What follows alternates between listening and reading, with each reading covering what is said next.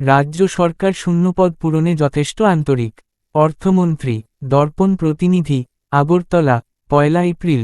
রাজ্য সরকার বিভিন্ন শূন্যপদ পূরণে যথেষ্ট আন্তরিক। স্বচ্ছতা বজায় রেখে চাকরি দিতে গেলে কিছু সময় অতিবাহিত হয়।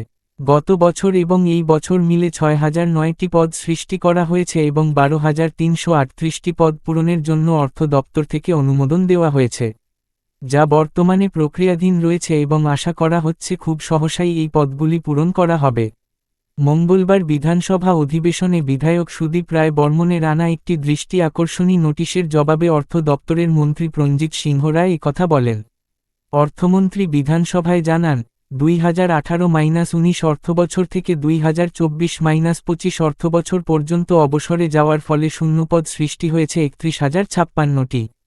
এর মধ্যে ৬,৭৭৯টি গ্রুপ ডি পদ বাদ দিলে বাকিগুলি গ্রুপ এ, গ্রুপ বি এবং গ্রুপ সি শূন্যপদ।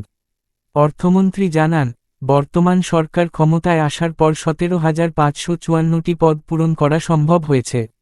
এর মধ্যে ডাই ইন হারনেস স্কিম এবং ক্যাডার সার্ভিসও রয়েছে।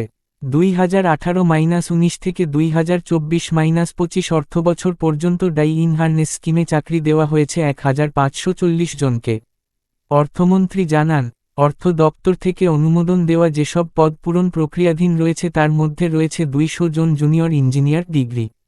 এই পদগুলি টি.এস.সি.র মাধ্যমে পূরণ করা হবে।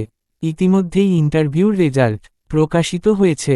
২০০ জন জুনিয়র ইঞ্জিনিয়ার ডিপ্লোমা পদটি টি.এস.সি.র মাধ্যমে পূরণ করা হবে, যা প্রক্রিয়াধীন রয়েছে। ২২৪ জন মেডিকেল অফিসারের পদ পূরণের জন্য টি.এস.সি.র লিখিত পরীক্ষা হয়ে গেছে। ১৩৬ জন এগ্রি অফিসার পদে নিয়োগের জন্য অর্থ দপ্তর অনুমোদন দিয়েছে। ১৬ জন সুপার স্পেশালিস্ট ডাক্তার এবং ১৭২ জন স্পেশালিস্ট ডাক্তার নিয়োগের জন্য অর্থ দপ্তর অনুমোদন দিয়েছে।